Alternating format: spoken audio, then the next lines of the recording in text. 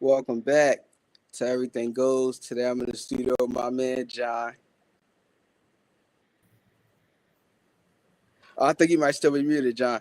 I got my man E in the studio. Yes, sir. We in this joint. Happy Friday. Happy summer day. Shout out to the Cara boys. Shout out to the guys. Uh, You, I was swinging back to my man John. Got my man John in the stew. we back, man. My fault. Squad technical difficulties, but Uh, we got a great show coming up for everybody, man, for sure. mm-hmm. So first and foremost, we just want to thank everybody that's tapped in and everybody that will tap in. Don't forget to hit that like and subscribe button. Your support is much appreciated. Before we jump into our games and topics for today, we gotta start with some breaking news. We definitely got some breaking news. Hold on, let me pull up for y'all. Got some breaking news, you mean? Starting with the Let me pull NBA. it up. Yeah. Uh-huh.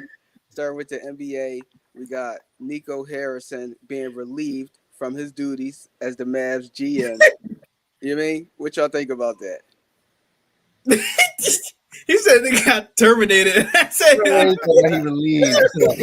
yo, that's crazy. They talk about he gonna update his bio. This shit said unemployed. Oh, Unemployed. The only John I liked in his bio, though, he had girl daddy. girl dad and unemployed. Right. Whoa, Uh-huh. is it looking for work? Nico All on right, Indeed. but I think it's definitely about time. So actually, let me say that back. I want to preface by saying that all, Nico did do a solid job of building a team that actually Mhm, that actually accomplished things. They went to the finals 2 years ago with Luca, but I mhm, think that was obviously diminished with him trading Luca this past spring, and at that point, you can't really come back from that. Like that team that went to the finals.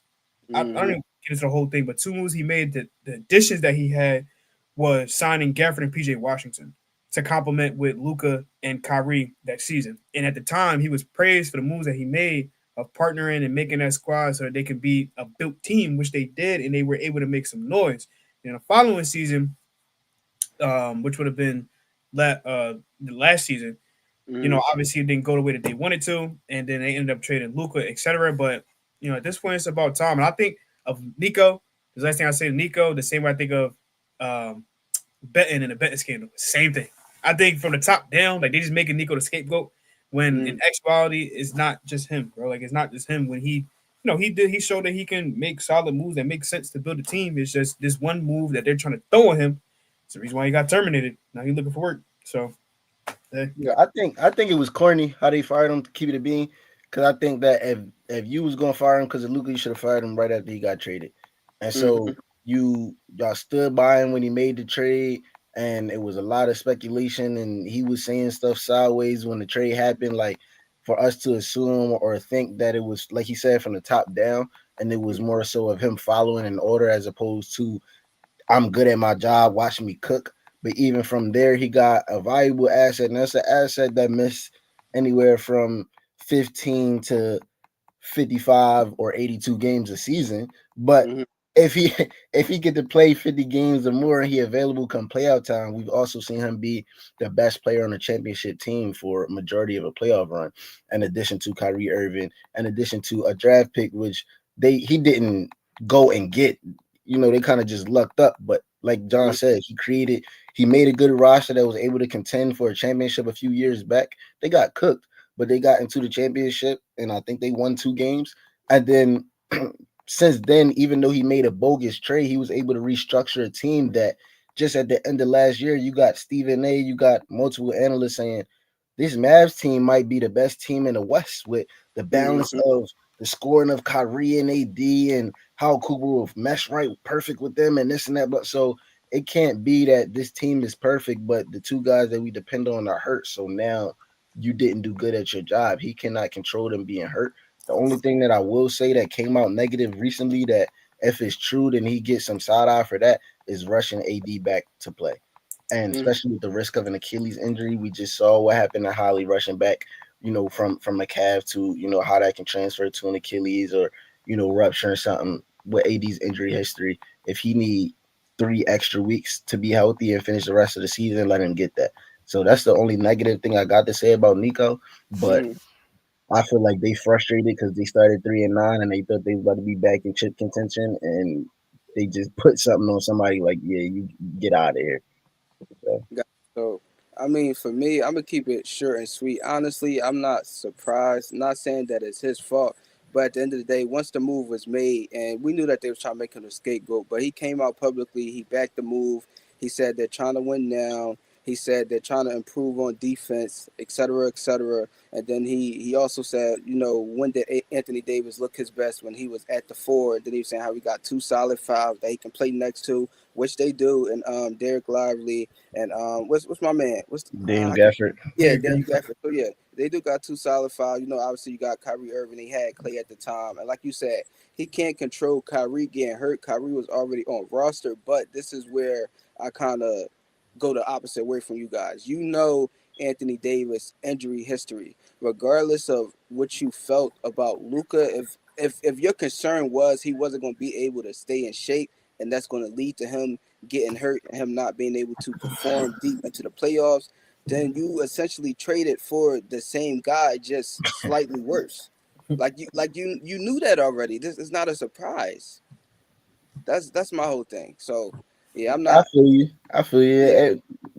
They disregarded an injury prone Mm-hmm. history. They prioritized defense, but again, the best of, like you said, the best ability is availability, and if you're So not out there, then you can't guard nothing.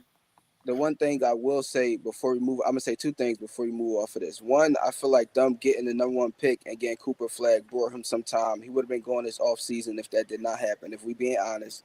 And the second thing I'm gonna ask you guys: do you guys think the Mavs are gonna stay afloat with Kyrie Irving hurt?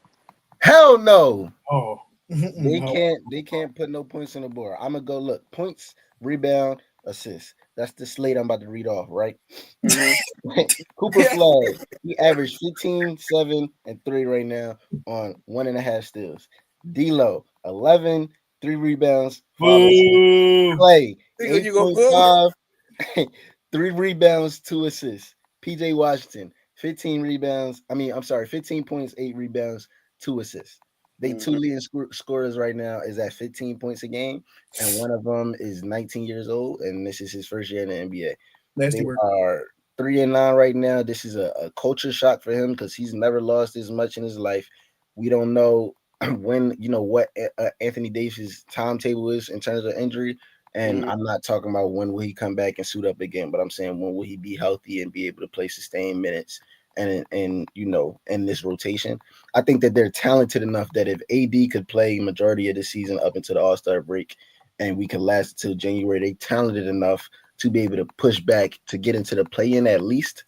But Kyrie not coming back till January, they hold going to be too deep to dig out of. And then not only do you got to be good enough to bounce back, but you got to be healthy enough to play all of the games to recover for what you missed when niggas was hurt now. So absolutely not. Gotcha. Yeah, I agree. I think they're cooked, super cooked. Like I don't really that the contrary, like the end of what Ian said. I think it don't matter what timetable you're talking about. They just cooked the whole season, and their Mm-hmm. best bet is to hope that Cooper Flag is mentally tough enough to develop to not the next level, but develop as a basketball player. Because like Ian Yeah. just said, they're at 3-9 right now, and I'm pretty sure these 9 losses as a whole are the most L's that he's taken in his career before this combined. So hopefully he's able to get that development and other players on their roster. Like I want to shout out Jaden Hardy, who's another guard. He came from the G League, and I've been a fan of him since he came into the league. Hope he can take on a step two to be that guard because as we see, like Kyrie is old and he's coming off an ACL tear. D'Lo sucks. I mean, I really don't know why they not that I don't know why they signed him, but you I'm just not a fan. So Got- hopefully they can get this development out of their young like Cooper and also Jaden because I'm a fan, and then hope that they can retool next season and come back healthy and more experienced and able to win some games, man. So Yeah. I mean, there's nothing more for me to say. No, they're not gonna. No. Moving on, yeah, they need to look forward to next season. Moving on to the NFL, we got some more breaking news. Also being relieved from his duties, Brian Dable No, get is it back no to the screen. Get longer. it back to the screen, bro. Yeah, Get it back to the screen. Let me get it up there for you. I remember hold on, Kevin hold on, Hart hold was. on, hold on, Remember hold on, Kevin hold on. Hart did it. So he like get fired on these bitches. What you talking about? Get it back on the Wait, screen. wait, wait, wait, wait, wait, wait, some breaking news. Breaking news. Brian Dable is out as the Giants head coach. What do you guys think about it? Was his time coming? Absolutely, absolutely. We see that and across both leagues, coaches of the years are not exempt from being fired. If we and he wasn't last year's coach of the year, so the fact that he was in consideration and on that ballot, we don't care. Your team is not good right now. The Mhm. trajectory of your team is that you guys won't be contending for anything in the near future. In their future, I mean next 2 to 3 years. Not that y'all don't look promising for the future, but right now it was too much going wrong, and there's too many fingers that can be pointed right now. Y'all got a new quarterback, y'all got a new running back, y'all got a wide receiver that's going into his third year next year, coming off of season-ending injury. Y'all can start fresh, and it start with Brian Dable, but it's more people in New York that need to be fired, and that's coming from a person from Philly that's a fan of the Birds. More people in New York need to get out of there. So I think this is just like you said, or what John said with the scandal, the betting scandal. This is only the start. Is more people to get fired and more people getting exposed. Yeah, and I'm gonna say boy named Joe Shane. That's the GM that need to be fired. Like my man Ian said, there's more people that need to get up out of here. Brian Daboll as a head coach is 20-40-1 since he's gotten there with the Giants. So Mhm. he's honestly lasted longer than most people thought. Because like I told y'all, once they drafted Dart though, I thought he was gonna make it to the end of the season. But now Mhm. where we at, like they 2-7 right now, and there's nothing to be excited about on their football team. Like except their defense that a lot of people was talking about going into the season being elite, and even their defense is not performing at the level that most people thought they were going to. So second on, I want to second what Ian said. You want to retool next season. You have um, I would say an electric quarterback in Jackson Dart. He can do both. He can pass the hell out the football, and he can do it with his legs. Scat Pack as well, who suffered a season-ending injury, as well as Neighbors. But you have prolific players at all positions on the offense side of the ball as well as the defense side of the ball. So you want Mhm. to start fresh and get somebody that can help Jackson develop and give the team something to be excited for. Well, yeah, So for me, my answer is actually different than both of you guys. So yes, he did. Honestly, so yes, he did trade away Saquon, but after that, no, these two running backs are not Saquon. But he did draft two solid running backs with Scatterboot and Tyrone Tracy. He also drafted Malik Neighbors, and he had Neighbors as wide receiver one over Marv, probably one of the only few teams that had that. And then he also drafted Jackson Dart, who in the preseason looked like the best quarterback, and then throughout his play so far. I mean, he's been solid this year. So he showed promise this year. He had great plays. So it's not like he's a bust. But we haven't. I don't know where he's going to be next year, but it's something to look forward to next year definitely. And then the money that he would have used to pay Saquon, he used to pay Brian Burns in a sign and trade, and now Brian Burns is leading the league in sacks. So he did make some good moves over there. Yes, we know he traded away Saquon, but what I think is what did him in is the fact that you paid Daniel Jones, and then the 2 seasons after that he looked terrible, and then he go over to Indy, and now he looks sharp. Yes, he did play a backup role, and what was he in Minnesota? He was in Minnesota for 4 games. So yeah. no, no, he went straight to Indy essentially, and now he looks like this, and it's like you couldn't get this out of him even in that playoff run in that one year y'all won that playoff game and y'all beat the Vikings. His numbers wasn't even all that crazy. I think he had maybe 15, 16, or 17 passing touchdowns. Yes, they were light to 2,800 like 2,800 passing yards, and I think Exactly. he had So 10 picks from that season. And they exactly. 9-8 going into the playoffs. Turn. Yeah. And Mike Nine Tomlin seven, with nine it. seven and one. My fault. Yeah. My fault. My It was a fault. tie Yeah. that But season. Like, that that's what did him in. Honestly, the fact that Daniel Jones is playing this well, because I feel as though if Daniel Jones went to Indy was garbage. I don't honestly think it's about the Giants' play because their top weapons is hurt. Neighbors is hurt. Right. Scatboot is hurt. Tyrone Tracy is dealing with injury, so Right. he out there throwing to Darius Slay, and who else do he got on the offensive line? Wandale Robinson. Devin Singletary, that's 45. So like, what are we talking about? Right. So That's I why. mean, That's why I said it was Tom, bro. I don't think, like you said, I don't think that Brian Dable is a bad coach. I think okay. offensively he's a good coach. I think that he a coach that can get his players to respond to him and want to play for him.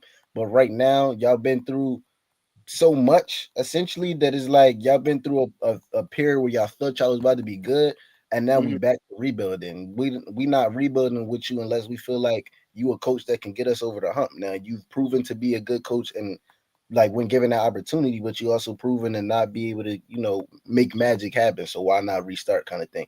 Secondly, I'm not letting you give Dayball credit. We watched the clip on the Netflix joint. The GM was on the phone asking his young boy, asking his granddaughter, who you think we should pay money to. So Saquon got out of there because the management was playing my GM on 2K and his office. That's not on Dayball, but hey man, like you said, like it is what it is, and he did good. He made some quality moves, and he gonna get another job. Like he be all right. So Yeah, then, he was can I pose a question? What's up? question. It's not gonna happen. But I seen it. I should have sent it No, to you. no, no. Give me Mikey D. Give me Mike McDaniels. I don't want Gable. I'm cool. I'm cool.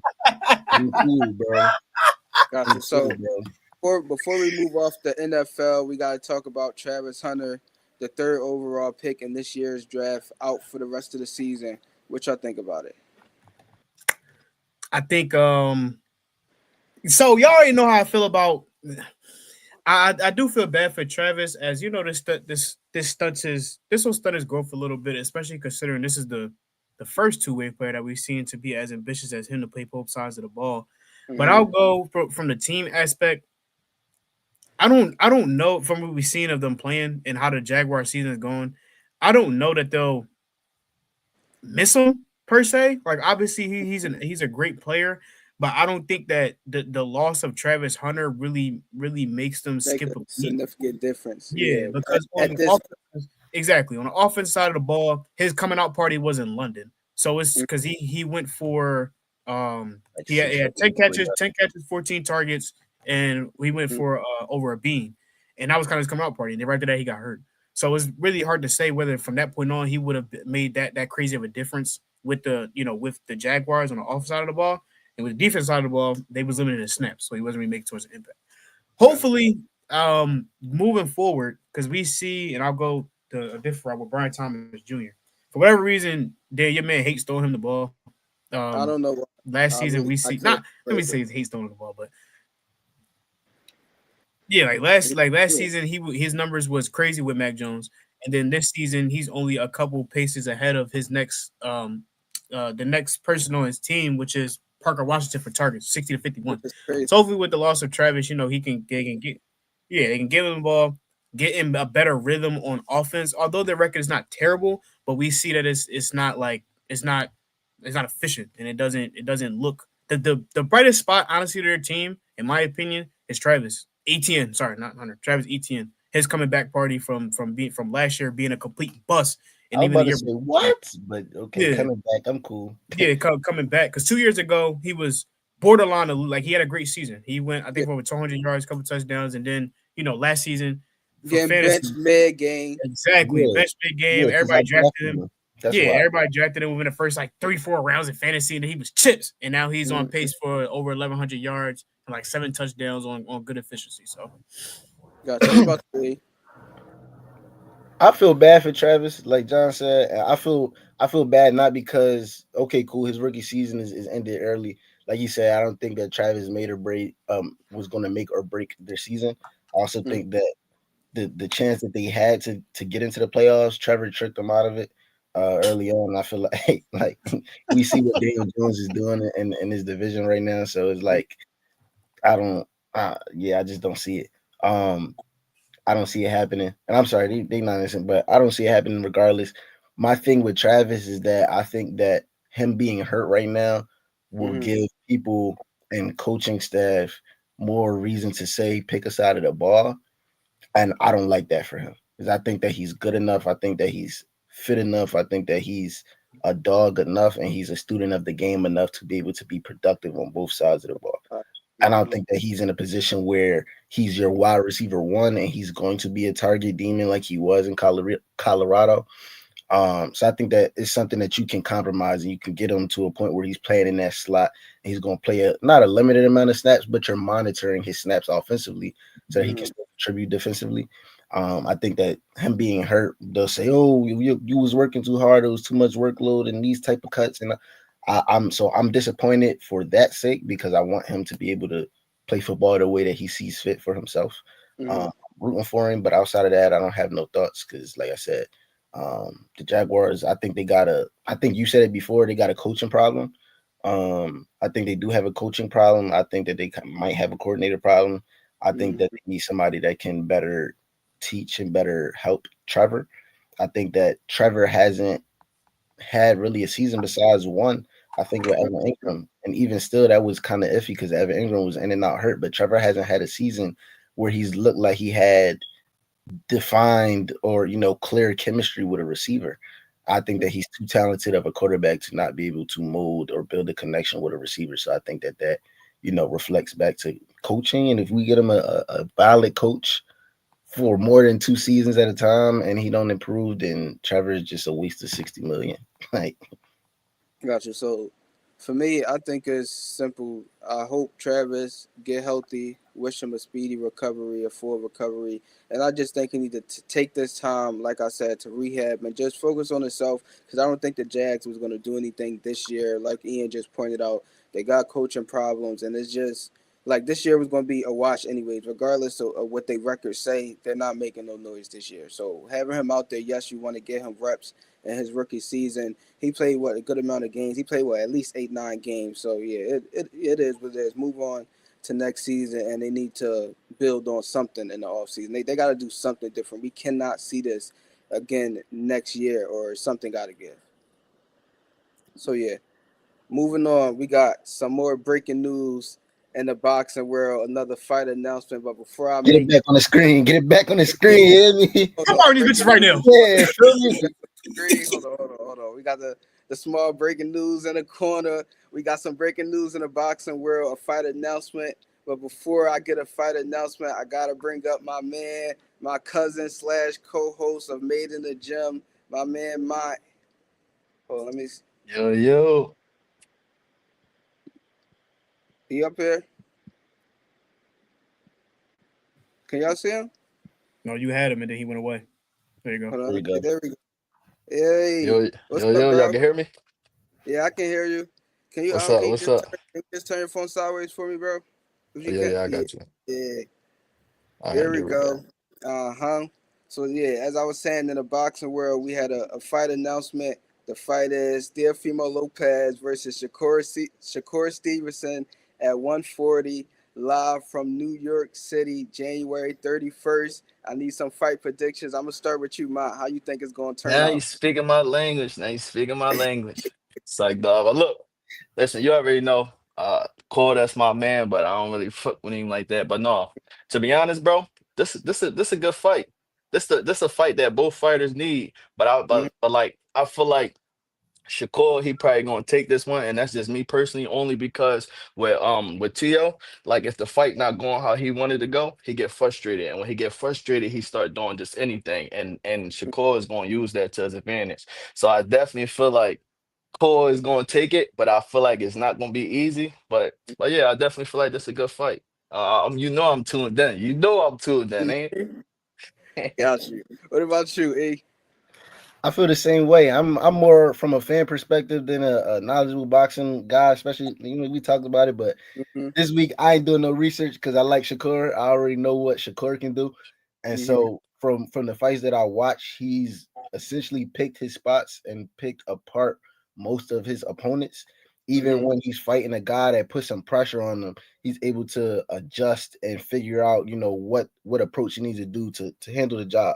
So I expect more of the same. I haven't seen T.O. fight as much. I do see that he's skilled as well. He got some power to him. So I Mm-hmm. think that in theory that would test Shakur's chin, but we didn't have the Shakur chin conversation for the last 3 4 fights now. We see that he could take a punch and he gonna Mm-hmm. go out there and he gonna bring it back to you as well. So I expect Shakur to go, and not that this is his coming out party, but I think that for those other guys that still don't respect him or still want to say who he hasn't fought or the quality of fighters, stuff like that, outside of the Ring Magazine belt, I Mm-hmm. think that this would be like a big name on his hit list, and he could check it off. Got you. What about you, John? I'm going same. Like I'm rock with Shakur Mm-hmm. and like Mon said, this is a fight that both fighters need. I think well, piggyback on both of them said. I think Shakur winning with this fight, and just say he does win. This puts a name on his resume, and also kind of Chris said it last week because we'll get to this fighter too, with Boots being getting put on the map with his opponents. Like I think this will be the same with Shakur, and this name will help elevate his Tio will help elevate his name into better and bigger conversations too. Because if you watch and you see that he is a tactician type of boxer, that's why I'm taking him too. Because you Mm-hmm. get impatient to get somebody like Shakur, he gonna Hmm. pick you apart and make you pay for everything that you do. So, Mm-hmm. like I said, I'm definitely rocking with Shakur and looking forward to this fight. It'll definitely be a great joint. Got you. So I guess I'm gonna make it unanimous. You already know everybody sitting right here. Shakur, that's my man. So I've been waiting for this fight. Me and Mott, we've been talking about it for a few years. We made a hit list almost 2 years back, and Theo was definitely one of the names on the hit list. And here it is. It's finally coming. It was either going to be Tank or Theo. That was going to be his big fight that'll get him the proper respect that he deserved because everybody recognized Theo as an elite fighter. He's a Ring Magazine champion. He is the number one ranked fighter at 140, just like Shakur is the number one ranked fighter at 135. So this is number one versus number one. Shakur is moving right up to 140. No tune-up fight. I'm fighting the best guy available at 140. And I do hope that they put the Ring Magazine belt on the line. I'm not sure if they will because once Shakur move up to 140, they're not going to have him ranked two. You got other top guys at 140, so the Ring Magazine belt may not be on the line, but it'll definitely be for Theo belt. And so Shakur will be ranked number one at 140 if he gets this done, which I think he will. I know he will. And this will be his fourth weight class conquered. And then at that point, you got to start talking about him like y'all all just pointed out. I will put him in top five pound for pound if he pull this off. With him beating Zepeda, they already moved him up to number 9. If he's able to beat Theo, he got to be 4 or 5, in my opinion. So yeah, I think it's gonna be a great fight. Make sure y'all tune in. I'm pretty sure it's gonna be at the zone. Might be pay per view, but it don't matter. January 31st. It don't matter. January 31st, live from New York. Make sure y'all check it out. It's gonna be a good one. So moving on to one of our games of the day, catch or pass. We got some more boxing for you guys. The first question for catch or pass: Virgil Ortiz versus Jerron Boots Ennis will happen in 2026. And I'm this a can go for anybody. I'm a catch that, John. Okay. Only because like that's the only fight that makes sense for both of them, you know? Like Mm-hmm. not to mention that Boots been calling Virgil out for a while, right? And he was trying to get that fight lined up with him before he even fought who he just fought Lubin. Mm-hmm. Yeah, yeah, before he even fought him. So they was trying to get that fight going. He was telling them like, listen, let me focus on this first and then that, you know. So like this the only fight that makes sense for both of them, bro. And it's a great fight. This what the boxing fans need, man. This what the boxing world need. So like I'm definitely catching that joint, and I definitely think it's gonna happen. Only because what happened after he put Lubin on. That's the only reason why. Tommy Hearns, he got, you know what I'm saying? He gotta do what he gotta do on his promoter side, but I definitely do think it's gonna happen. We definitely gonna get that. So I'm catching that. Gotcha. What about you, John? For sure, catching Boots. um, like we just said, what happened at the end of that fight? Like you can't let that slide. Like you got to Hmm. you got to go see about it. Right, right. You got to go see about it. And Boots want to rumble. Like he hungry. We've been watching Boots come up. He has an excellent record. He's beaten a lot of people don't think he has the names on his record, and this is a fight like he said that he needs, Mm-hmm. and it only makes sense. Like, what we running for? What we running from? Like, it's no reason Hmm. why this shouldn't be able to happen within the next. We at the end of the year at this point, so the next 365 days, probably the end of the year, because Ortiz just fought last week, so Mm-hmm. give him time to re up maybe the middle of the year, end of the year, but why are we not? You feel me? So I'm catching this joint. Gotcha. What about you, A? Yeah, I'm gonna catch it too. In simple words, I learned recently about like boxing and how they got a budget and how they allocate money.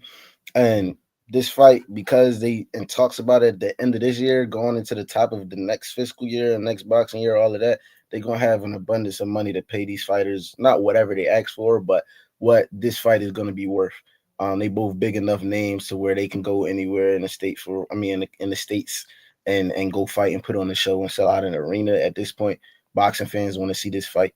I will say on record, just from the interviews, the last John where Ortiz was talking about Lubin and what he expected out of him and all that, Mhm. I do think that Ortiz Ben gave the yes, and it was an issue about money before. Because I'm not gonna say Boots was ducking, but you see how he answered the question in the stage. He's like, "Yeah, the time is now. Forget what happened before." I do Mhm. think that it was something on Boots' side that was keeping it from happening. But long story short, I think that they got the money to make it happen now, so it's gonna be a done deal like quickly into the year. Got you. So surprisingly, I'm gonna actually pass on this, John. And the only reason why I'm gonna pass on it is because who Virgil Ortiz manager is. Oscar De La Hoya do not want that fight, and I know he don't want that fight for a few reasons. One, before the fight even happened, one you knew Boost was probably there at that point. They talking to him on the prelim cards. It's probably around 7:30, and he just gonna scream out, "Yeah, they said Jerron Boost and they're supposed to come here tonight. I don't want him to come up. I don't want him to come tonight because he gonna see Virgil in person and he might not want to fight him." What are you talking about? Like, just be quiet. You know he there. You probably already seen he backstage. You shook his hand. It is what it is. He's there. You know why he's there. And then once the fight is over and they had their exchange in the ring, then they go bring the microphone back to Oscar De La Hoya and they ask him about the fight, and he's like, "Well, it's a good fight that happened. I would love to make the fight happen, but at the end of the day, it's not up to me. It's up to Virgil. So Virgil decides what's next." Virgil just said in the ring, "What is next?" You're the manager. You just heard what the rest of the world just heard. You should have been on that microphone popping it. How Eddie Hearns was just popping it on the microphone saying that he trying to get the fight made next. And then outside of that, it's also from Virgil. It's just his whole team. Like his trainer now talking. Robert Garcia, who is a great trainer. I do want to add Robert Garcia, a very respectable trainer. He trained elite fighters, one of my favorite fighters, Bam. He trained Bam. But so, anyways, he went on to say after the fight that maybe they might go look for a fight against Earl Spence, and because Virgil talking about that's his dream fight. Now, Virgil, you was at 147 when Spence was at 147. You had 3-4 years to fight him at 147. You didn't do it. Spence haven't had a fight in the last 2 years. He's been looking to have a fight at 154. He was going to come back and fight for Dora. So you've had the last 2 years to fight him at 154. Now all of a sudden you and Boots on the same schedule, both aligned, both just publicly televised that y'all want to fight next. Now all of a sudden Earl Spence is your dream fight. I don't know if you think Earl washed, but go ahead messing around if you want to. You're gonna get laid out. Go ahead Well, messing around if you want listen, to. listen. I It ain't don't gonna be know. no Boots fight.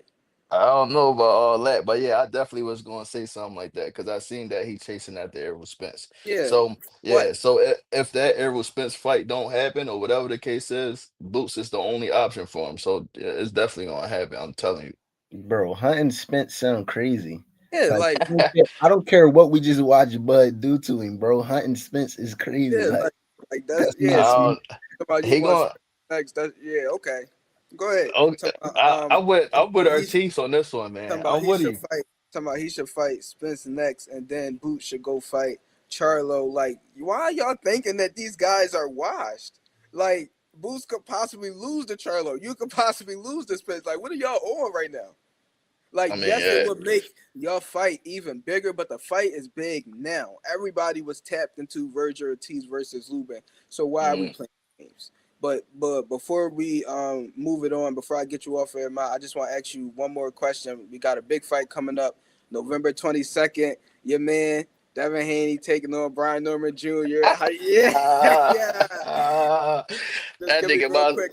he might as well bring a pillow and some covers while he good. It's a wrap.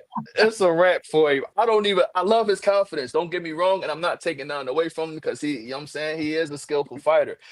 But after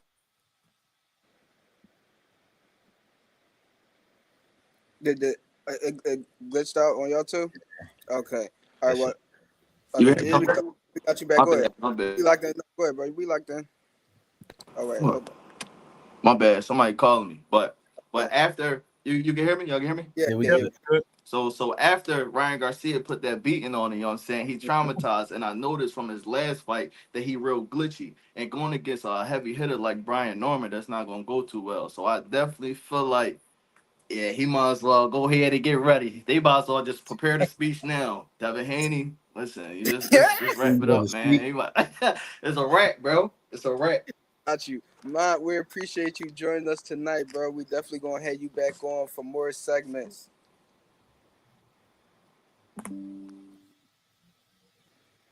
So moving on to the next question, a catcher pass. Back to football. You mean is John? No, excuse me. 2025 JT is better than 2024 Saquon. And hold on, real quick, before you guys answer this question, I do just want to pull up one thing for you guys, just to put this into perspective. Because Ian, I feel like you already had your mind made up, but once you see this, your answer may change.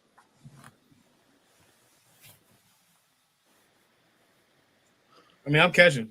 I don't. We all quiet. I'm catching like shit. And I hate this. Shout out Kwani, bro. But it's no.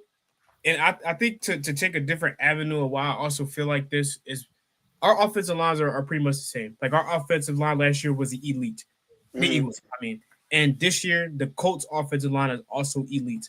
But I also feel like last season when you compare to the external environments besides running the ball, who you had, and as far as threats, the quarterback, our quarterback is obviously Jalen Hurts, and our weapons being Smitty, AJ, and Dallas. And you compare that this year, their quarterback is Daniel Jones, who obviously he's proven that he can play Mm-hmm. football, but that's not the same threat that you have versus the offensive weapon that the Colts have outside the running back, the Jonathan Taylor, are not the same as last year, so you don't have that same threat. So, Mm-hmm. I mean, I'll say I'll give props to JT right now, especially considering everything that he's doing, like we see on the screen. The numbers is just better, and then when you go down on there, you got touches. Like if you just go on purely through uh, rushing attempts. At this point in time through week 10, JT's at 189 and Saquon was at 197 through week 10. So he has eight he has eight less rushing attempts and still more rushing yards than him. He's on pace to break the record. Mm-hmm. Like Saquon was last year that he said. So I'm passing. You I'm still passing. passing? I'm passing, bro. I'm gonna tell you why. Right. Two things. I looked at the numbers because originally I was upset. I'm like, damn, like the numbers do look crazy, like JT on that. And like Saquon's season was historic last year. So how can somebody the very next season be approaching that same level of greatness? The reason why I'm passing is this. I think that as a runner of the football and as a focal point of the offense, Saquon was more consistent on a week to week basis last year than Jonathan Taylor is. I'm not saying that Jonathan Taylor is not out there being productive. What I'm saying is, if you look, I did the calculations, numbers, and stuff like that. Through the first 10 games, Jonathan Taylor got 4 games, and granted, 80 yards is still a lot of yards for a running back. That's still a great game.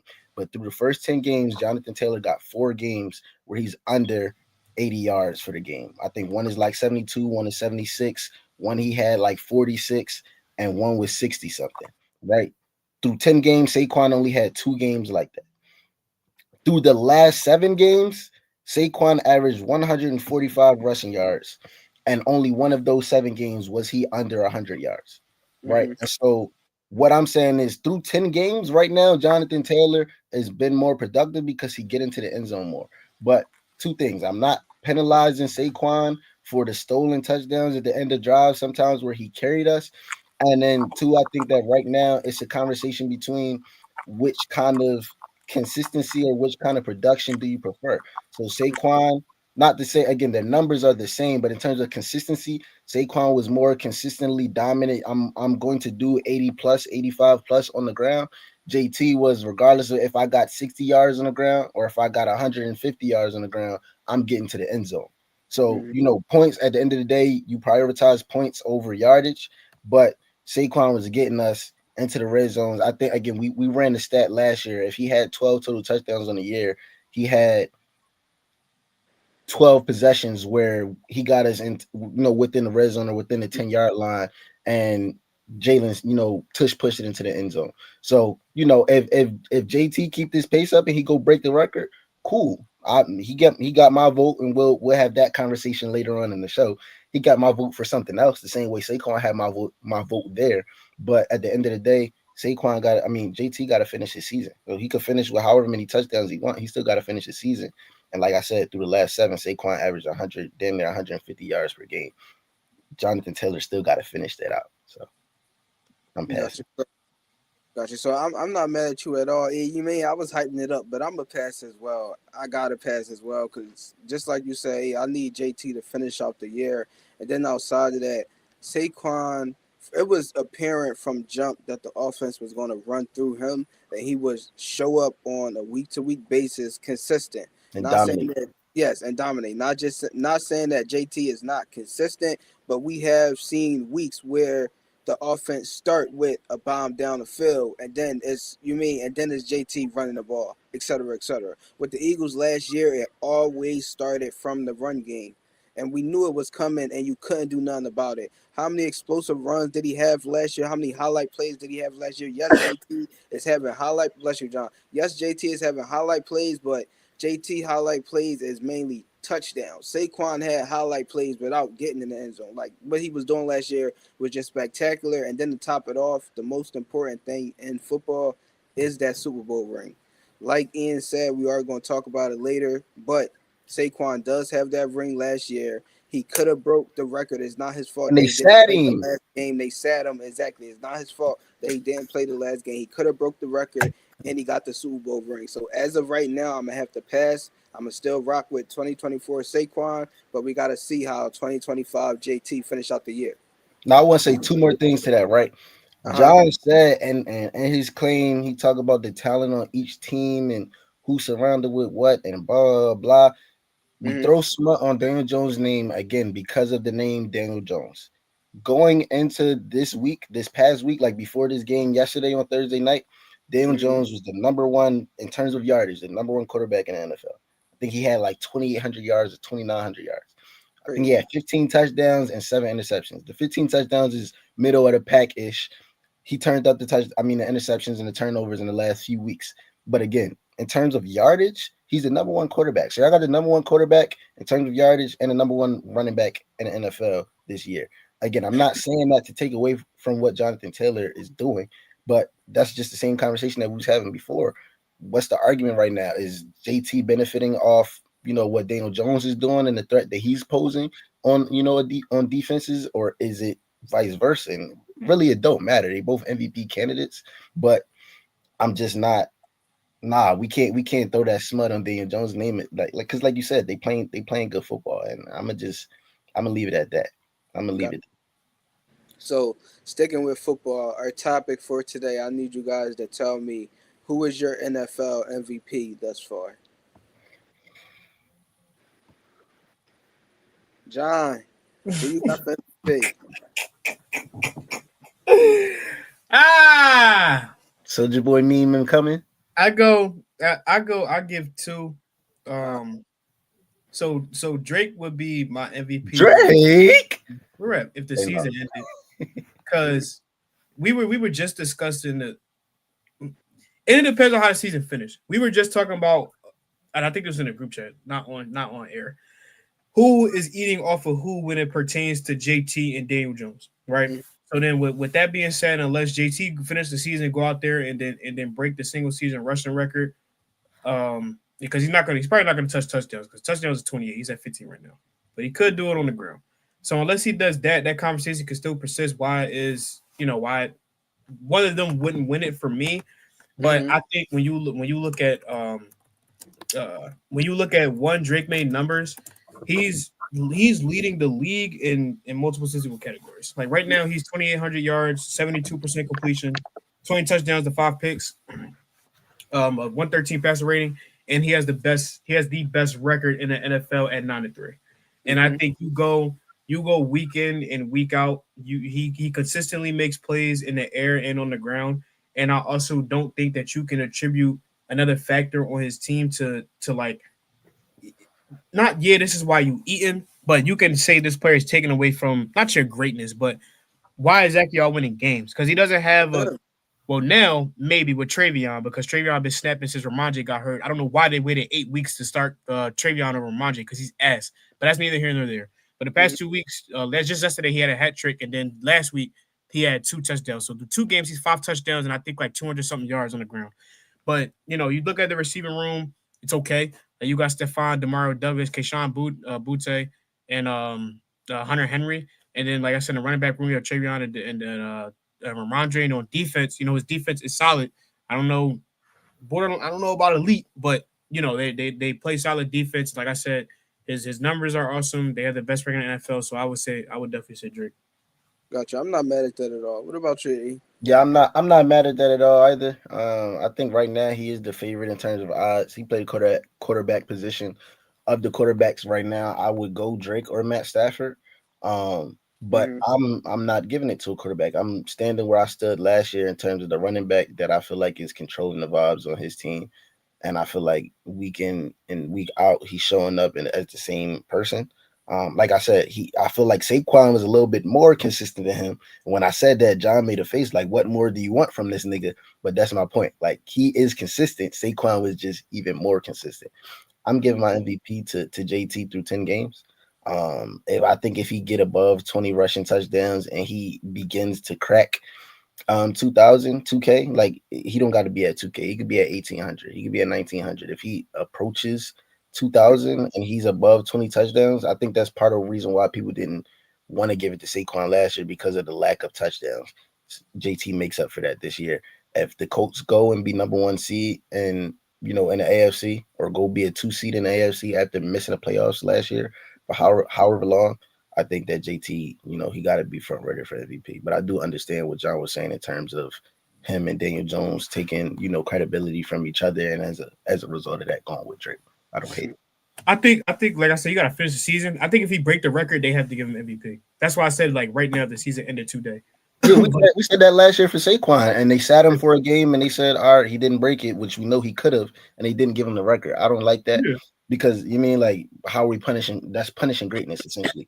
But that's what I'm saying. I don't think he got to break the record. He can approach 2,000 yards, 2,000 yards on the ground. Like that's the other thing. When I said two things, that's what I wanted to say, bro. I was so confident, like when we was recording shows last year before the season was over, I was so confident, like, bro, we got the same offensive line, we got the same weapons. We're gonna come back and Saquon gonna give us another 16 to 2,200 yard kind of year. And you kept saying, like, bro, 2,000 yards in the NFL is hard to do.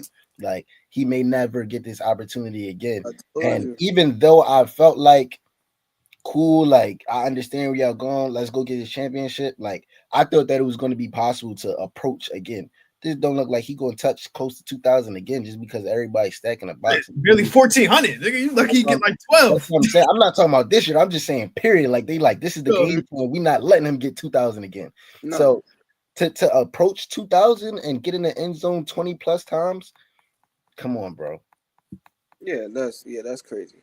So for me, before I give my MVP take, I just want to show y'all something I saw on Instagram, and this it basically summed up the way that I felt. Not the first sentence though, that is kind of crazy, but essentially he said what actually, Stafford and Jonathan Taylor are the two top candidates for MVP, and to me those are my two top candidates. I feel the same exact way. Right now, I got who do I want to have first? I'll say I got what's going on. There we go. Okay. So I got JT at number one.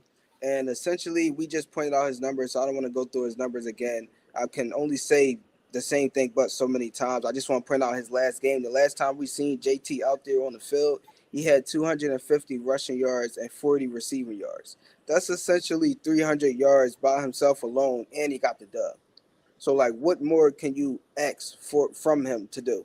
He's showing up day in and day out. He's having a Saquon type of season, and I felt as though Saquon should have got it last year. And so I feel the same way this year that if they're not going to give it to a quarterback, then it has to go to JT. If they are going to give it to a quarterback, which I was saying last year, then last year I had Josh Allen, but this year I'm a little bit different than John. I got Matthew Stafford.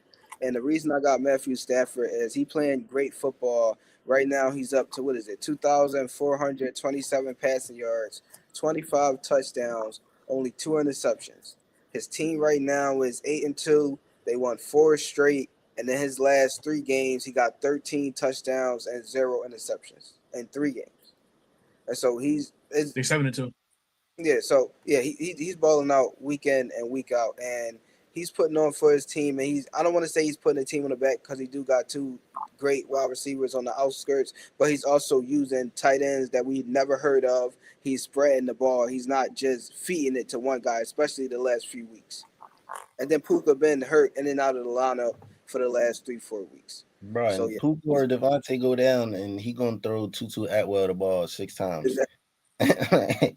Or he gonna throw the third string tight end that was just at the supermarket last week. He gonna get a Real touchdown. rap. There you go. You mean so? Random ass number we never seen before. Yeah, number 89, number 87. Like Like who who is is Cuz? No, who is real rap though. I feel like that those three candidates that we just talked about, those got to be the top three headliners for. Like I think Drake and Matt are having damn near equivalent seasons, but Mhm, Matt is in the NFC and Drake is in the AFC. Matt is 40 and Drake is like 22. But outside of that, they having pretty much equivalent seasons. I think Matt got a slightly better offense around them. So, mhm, and on that verge, and speaking to the fact that this is only Drake's second year, which is like, and should we really consider that an MVP? But I would give the edge to Drake. To John's point about Trayvon taking so long to take over that starting spot. Shout out to my young boy Amari. He put it like we was talking about it yesterday. He was saying there was rumors or reports that Josh McDaniels offense is complicated and it's hard to adjust to, and it takes some time to learn. So they was trying to like ease him into the offense, allow him to learn the offense. mhm. And Ramondre got hurt around the same time that he was understanding what's up, and now we seeing the fruits of that. So, but like Trayvon versus Kyron or Ramondre versus Kyron, Stefan versus Puka, whoever you got at number two. His number two right now is Mac Hollins. Right. Mm. like Matt Stafford got Puka and Devontae on the outside and a serviceable tight end. He got Stefan, Hunter Henry, Mac Hollins. He got Stefan and friends, bro. Like Pop Douglas. Like who was Pop Douglas? You mean like shout out to Pop. Like he could play, but Drake is making these guys, like what we saw Tom do in New England was like no matter who you put around him, I'm gonna put the ball on his chest and we gonna play football. Like Drake is having that kind of year so far. So I probably still give the edge a little bit to Drake, but I like Matt Stafford. I like Drake. I like JT. That's why I said I'm not mad if you say Drake. And honestly, before the last 3 weeks, I probably would have had Drake at number one. But Matthew Stafford the last 3 weeks it's just been too crazy. Like he Yeah. got almost 1,000 yards and 13 touchdowns and no turnovers. We can't keep getting away with this. It's too crazy. So And it started in London. He put the belt on the Jags in yeah, London, dog. yeah, 5 tutties, like 200, only like 200 yards, and they put yeah. they put like 30-6. It was He, ha- crazy. he having it his way right now. So yeah, moving on to the NBA. We got the game of today for you guys. Sixers at Pistons happening at 7:30. Who y'all got tonight? Go ahead, E, because I want to check something actually. I like the Sixers. I like the Sixers only because we played within the last week and we didn't get belt, but we lost. And nobody played good. Lost Like by what, 3, right? yeah, nobody played good. Like Maxey shot like 10 of 26 from the floor. I Mm-hmm. think Edgecombe had under 10 points. Quentin Mm-hmm. Grimes had like 13 on not that good shooting. Kelly Oubre was a no-show. So it was like nobody really played good. Cade got off like 28 and 11. Jalen Duren got off, and Joel didn't play. Not that he's dominating on a game in game out basis, but his presence will be felt for a little bit. And Jalen Duren not gonna go out and dominate Joel. No No. way, no how. One thing that I will say though, and watching that game against the Pistons, when like you said, we lost by 3 at the end of the game. Maxey was trying to like close us out, and it's not that he's not good enough, but he's a small guard. And all of our offensive weapons right now, outside of Joel, want to score outside in. So they playing from the perimeter, and the way that the Pistons played us was beautifully. First of all, they got a lot of length, a lot of defenders, and they was playing the jump shot and the step back elite. And then once Maxi got by, he was always a help defender there. So Mm-hmm. I'm sorry to say, a lot of people may not like this take, but we're start like third week of the NBA season. We starting to see that I think we need PG, and not because he's going to come out and give us 25 points a night. But it's going to be certain aspects where you either need that experience or you just need. He got that 6'8" build that if we need somebody to put the ball on the floor, drive and kick, like he can take that harm. He can get to the basket and create in that way. Maxey, once, like I said, once he couldn't outspeed somebody, it was kind of hard for him to get a look off, and we couldn't close the game off because the ball had to be in his hand, and he wasn't big or strong enough to get a good look off, essentially. So I get exactly what you're saying. What about you, John? So I wanted to check the injury report because I looked at this earlier. Mm-hmm. Jalen, Cade. It was just a bunch of people that was game time decisions. And sorry, they all not playing. So I'm going with the Sixers. Like Ian just said, last time they played, it was a close game. The Sixers only lost by 3, and they did play last 2 nights ago and beat the Bulls.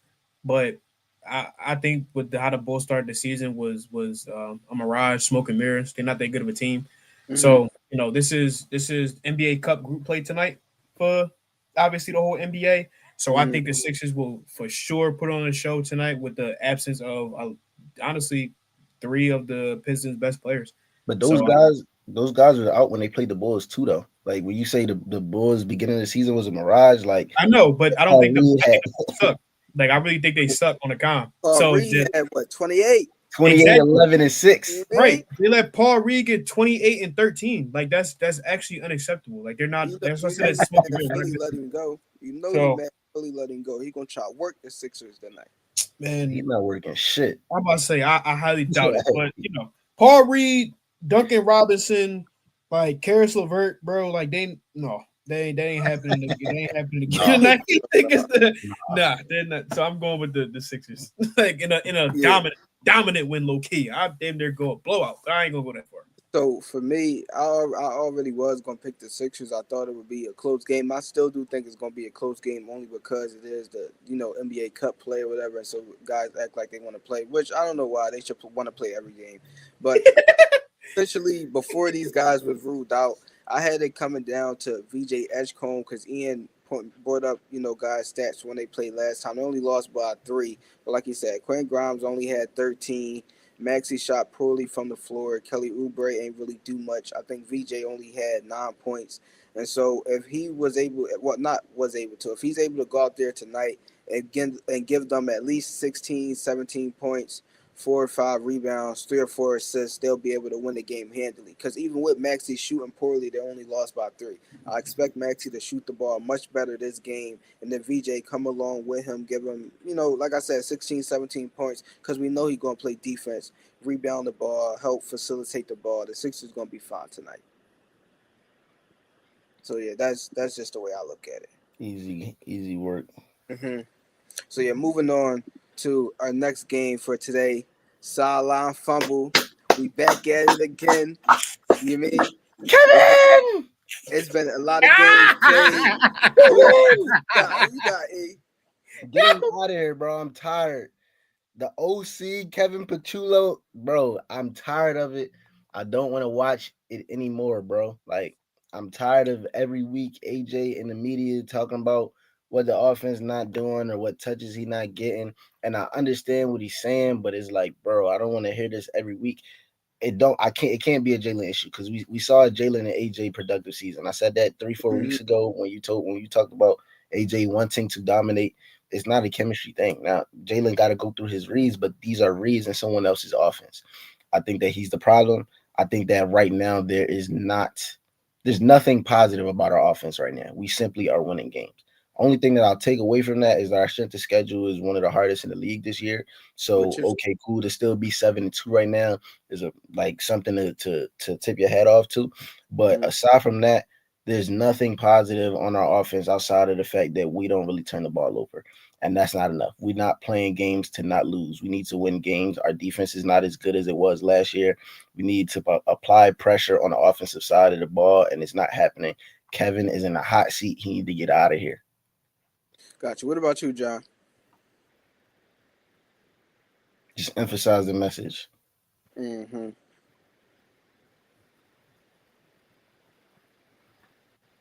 John, can you hear me? Yeah, I think I glitched real quick. My fault. Okay, no, you good. So I have two coaches, right? And then the second one is it. I just have to roll with the theme, but this is a coach that, although this is his first year, we haven't really talked about. But I definitely think that Pete Carroll has to be in somewhat shape or form within the limelight right now Yeah. because they suck like super. And going into the season, a big discourse of the Raiders was they are a quarterback away, kind of, because you have they were going to drafting Ashton. Everybody thought that Geno would have been the piece to, and a lot of people had them winning the AFC West because they have offensive weapons. Who Genty, said that?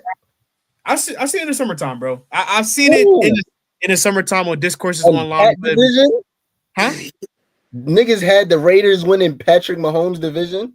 Bro, niggas had the Chiefs like not making no noise because of Jay Herbo and the Raiders, and then you throw in the Broncos. Like I seen a lot of people ready to just give that division up, low key. But nonetheless, like they it's nothing exciting about Raiders football. Like the Gino now looks like how he did before he got to the Seahawks, like an incompetent football player. And I Mhm. refuse to believe it's just because he reverted back to how he was before. Before Like he wrote back. yeah, like that has to be on some. The defense, the offense lines are good. The defense stinks outside of Max Crosby. Geno Smith absolutely looks terrible, and that has to be. He has to take some blame for that. Like I said, he hasn't been talked about at all because this is year one, and yeah. Now my second one, he did just win. Granted, they beat the Falcons 3 weeks ago. Then they turned around and got dealt by Lamar first game back, and then they just beat the Bills. Now I may go on a little bit of a double standard, but I'm gonna stall the Bills because they just came off their Super Bowl the week before when they beat the Chiefs. But I'm throwing Mike McDaniel back in there. I don't care. I don't give a shit that he just won a game. He's still in my sideline fumble. I don't give a shit, bro. Like he just, McDaniel. I don't care that he just won a game. It don't even matter how many games he run off for the rest of the season. Like get that nigga up out of here, bro. I'm He's sorry. trying to So expedite his flight to Philadelphia. he pre-terminated. Yeah, It don't, it don't matter what he do. yeah, bro. He out of there. I don't care how many games that they win the rest of the season. Like they 3-7, I think right now. He just like I'm cool. Just no. Got you. No. So for me, John, you actually said my coach name. I'm glad you said his name. Sean McDermott, you are on the hot seat today, my boy. Cause My boy. I'm tired of you. It's been the same thing year after tired of year you. after year after year. You start the season, you 4-0. Y'all looking like the best team out the AFC. The Chiefs started shaky, the Ravens started shaky. Well, I'm not gonna say nobody expected the Patriots. Nobody thought the Patriots would be 9-2. So yeah, let's get that out the way. Nobody thought the Broncos would be 8-2 or 8-3, whatever they are. So you was 4-0. Now we looking at you. You 6-3. You coming off a 13-30 loss to the Dolphins, who for majority of this NFL season has been a bottom 3 team in the league, and they just scorched you 30-13. They did whatever they wanted to do on the ground. They ran for 200 rushing yards, and they haven't had a 200 rushing yard game all since what was it, week 3? And they just went out there and did that again against y'all. And like, I'm tired of seeing it. You don't never have your guys ready to play. I don't know what you said to Josh Allen this off season, but his mind ain't been right all year. Like he don't seem like he trying to win. Like you don't seem like you got that fire in you and that rage that like, okay, it's stuff like the sea is parting right now. Lamar was hurt. The Chiefs was shaky. It's a whole bunch of new up and coming guys, but they're not proven, and they're the ones that I'm gonna have to beat in the playoffs. Let me lock in. Instead, you're losing games to teams you should not be losing to. And Doug McDermott, you're on the sideline doing nothing. The defense is not showing up, and for some reason, no disrespect, I like what's his name, Khalil Deion Shakir, Coleman. yeah, and Keon Coleman, but y'all can't keep trouting them out there every week and actually thinking Josh have a serious, legit wide receiving core. That's not it. It's not it. It's on So the same. oh Go, my go god. ahead, John. I want to ask you a question then. Do you think it's more like when you said he don't have his guys ready to play? Like, do you think this is because I would kind of disagree with how I feel on the season because their 3 L's are to the Dolphins. Obviously, it's a terrible L. The But then they Falcons lost. They lost the divisional game to the Patriots, and they lost to I think on primetime to the to the Falcons. Outside Falcons, of yeah, that, they're 6-3. 6 and So you 3. think this is a bad loss, or you think this is how the season has been kind of going for them? Because that's where I No. would disagree. Like I don't think So this is a season theme. So no, I personally think this is how the season has been going for them because you look at week one. Week one was not Sean McDermott. That was Josh Allen being Superman. So them coming back and being the Ravens week one was Josh Allen. Okay, they run off 4 games. In that 4 game span, one of the teams they beat was the Dolphins. They blew them out. They blew out the Jets, who was a bottom feeding team, and they blew out my Saints. So like you blew out 3 bottom 5 teams, and then you go and you play Atlanta Falcons in prime time, and y'all did not show up. Y'all was getting cooked. Score was 28-14. Unacceptable. It's Michael Penix. Why is it 28-14 in Joe, prime? no, Kizzy. No, I'm just like, why? And then you go out there the next week, back in prime time, and you taking on a division rival who they're saying is going to be Patrick Mahomes' new rival. He's supposed to be passing you, Josh Allen, and you go out there and he outplays you. Who Okay, Drake? You talking about Drake? yeah, yes, Drake. Okay, Yeah. cool. Y'all going y'all bye week. Y'all come out y'all bye week. Like John said, y'all played y'all Super Bowl. Okay, congratulations. Y'all beat the Chiefs in the regular season like y'all did last year, like y'all did the year before. But what happened in the postseason? Like I'm not putting too much credit into that Chief win because they beat them in the regular season the last 3 seasons. And so you got the Chief win, and then you got 4 wins over bottom 5 teams. So what legit win do you have on your resume, and then you losing the teams you should not be losing to? What the hell is going on in Buffalo? Fair enough. I ain't mad at it. Yeah, that's just how I look at it. And so yeah, before we fire wrap it, Kevin, yo. huh? Get Kevin out of here. We got to end the segment on that note. Kevin should not have a job anymore. I don't care what his relationship with Nick is. Tell him be his water boy or run some errands or something. He should not be employed as an offensive coordinator in the NFL any longer. No Gotcha. funny. Before we wrap it up and get out of here on a more serious note, we had some sad news in the NFL about a week and a half ago. Marshawn Nealon passed away, and it's a touchy subject, but I just want to say for all the men out there that's dealing with mental health, it's nothing wrong with getting therapy. Me myself, I'm in therapy. I have therapy every 2 weeks, and I just want to let everybody know it's nothing wrong with getting therapy. And so I just want to pass it off to my man John. He got a few words he would like to say. Yeah, just RIP to that young man.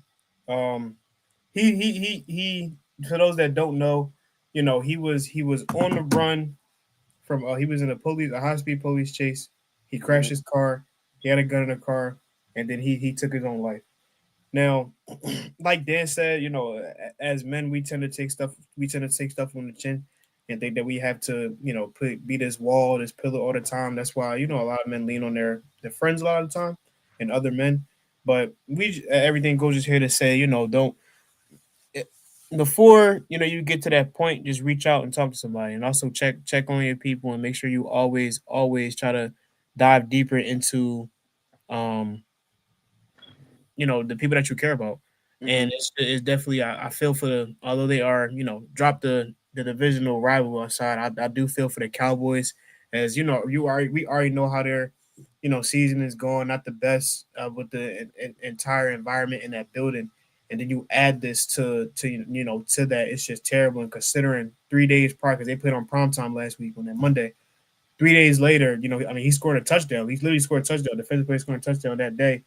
3 days later, they get the news that he took his own life and committed suicide. So, the rest of peace to that young man, and prayers up to his family as well. But just a reminder to always, prioritize oneself, and also keep those around you and those that you care about in mind, and continuously checking up on them as well. So, Gotcha. Before we get out of here, I just want to say one last thing. Actually, I don't know why I just slipped my mind just that fast. But yeah, so yeah, I apologize. Yeah, we gonna wrap it up there. I don't know why I can't remember. But yeah, when it come back to me, I'll definitely address it on the story because it was something important to say. Was you about to ask about the questions? Huh? Like the chat Uh-uh. questions? No? All right. Yeah. So, all right, we'll definitely catch y'all on the next one. Make sure y'all go check us out on Instagram at Everything X Goes. Make sure y'all check out the story. We had a hit last night, a nice little smack. 5 leg parlay. You mean? This is what we do. So make sure y'all check us out, and we'll catch y'all on the next one. Yes, sir.